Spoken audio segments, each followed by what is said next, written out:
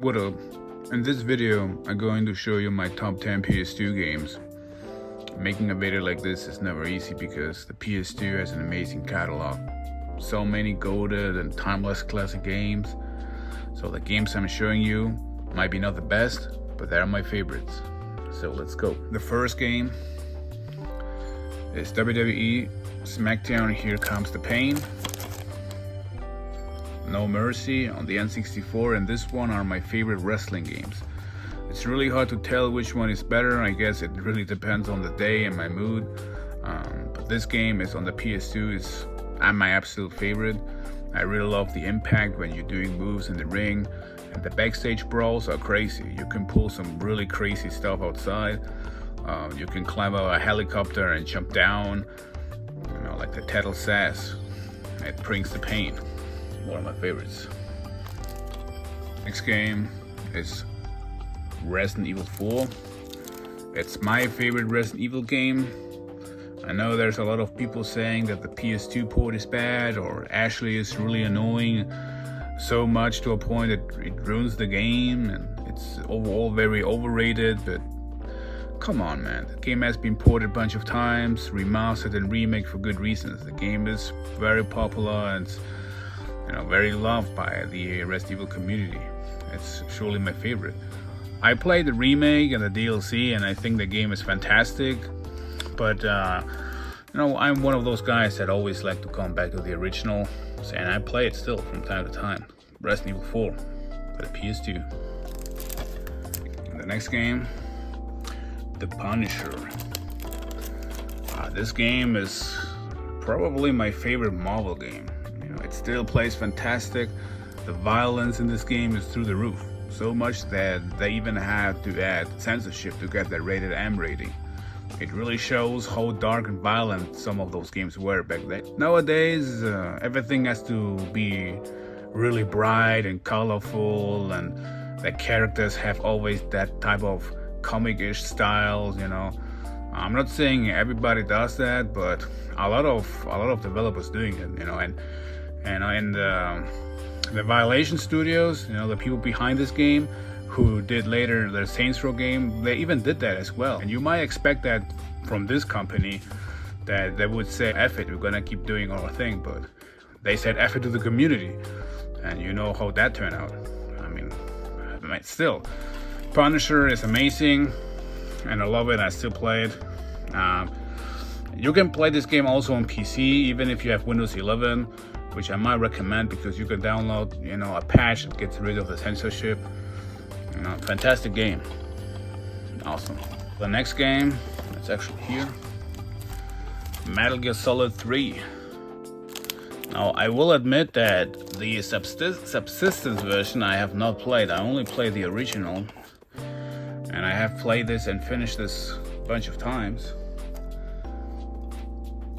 And here's the thing, I like the third game more than the second, because it has probably one of my favorite villains ever, and that is the boss. I really like her, she's cool, and also the Cobra unit boss fights were really epic.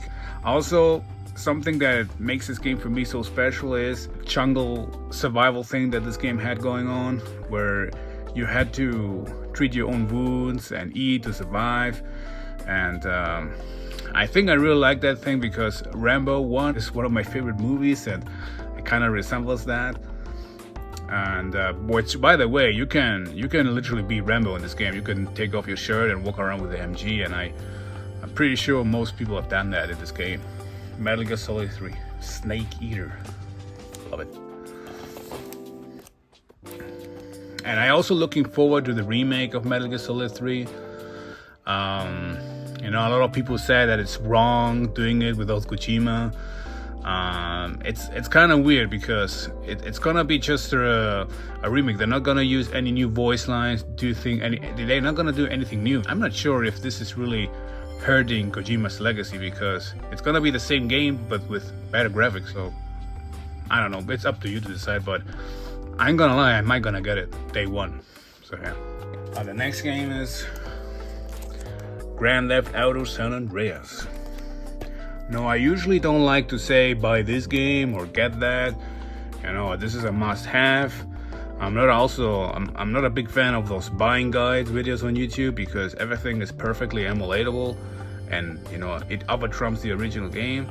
But if you ever consider to collect for the PS2 or have a PS2 yourself, and this game you must have. I'm totally sure. It's surely not expensive nor hard to get, so no excuses. This game is absolutely amazing.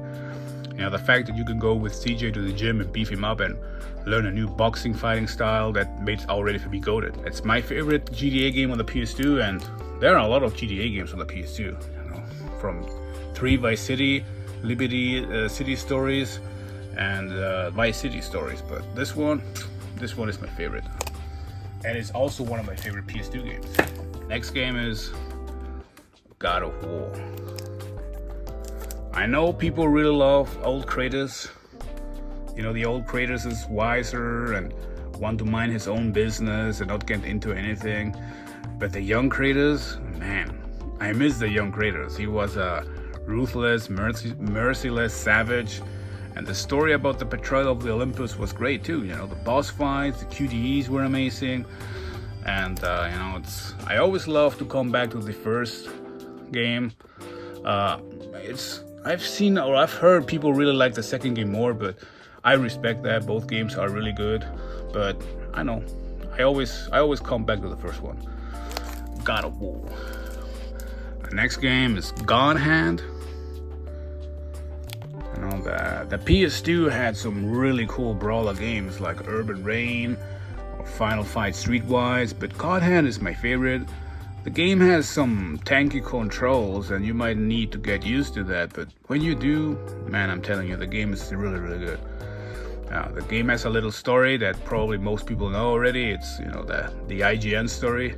So IGN gave this game a 6 or 5 out of 10.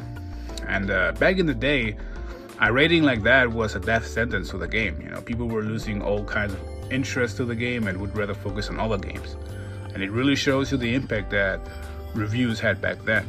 Nowadays it's different. You know, for example, when a new Madden game drops and it's straight an insult to the fans and to the sports itself, you know, there are a lot of YouTubers who are doing fake reactions and hyping it up, so people are still interested buying the games. If a review was done, the game was pretty much finished. Something I recommend people is don't jump on any hype train, don't jump on any hate train.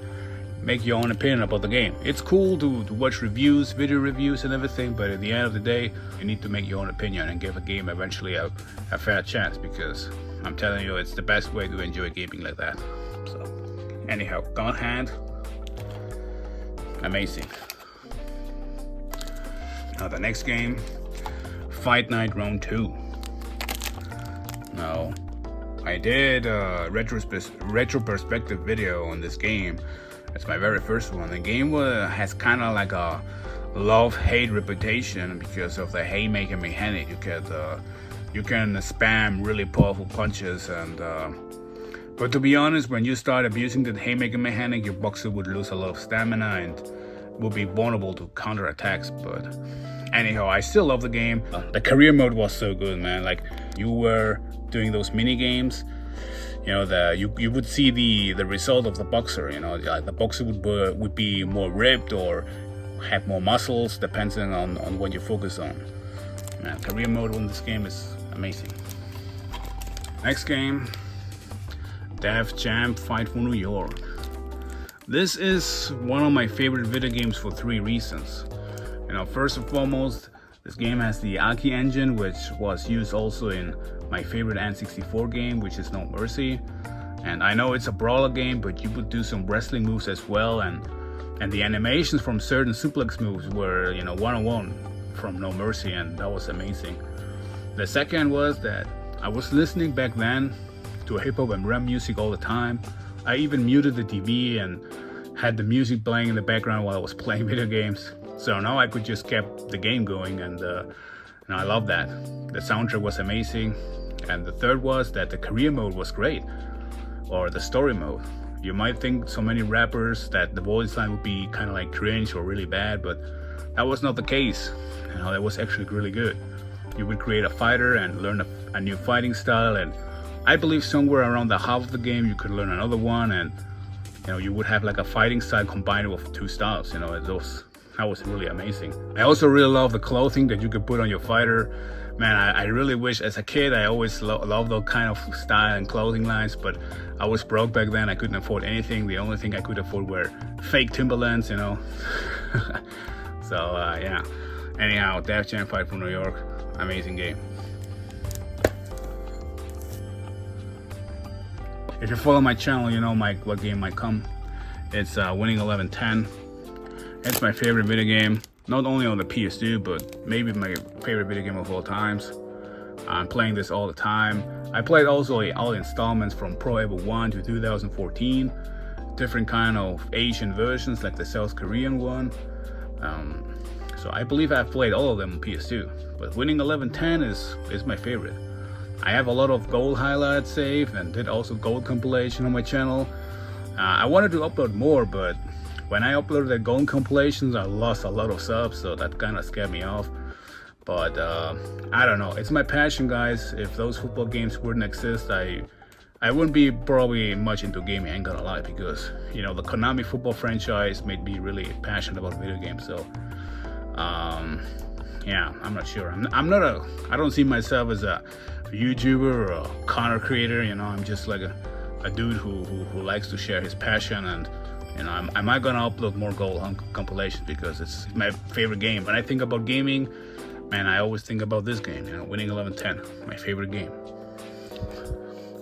Alright, those were my top 10 games for the PS2. Let me know in the comment section which are yours. Thank you very much for watching, and bye.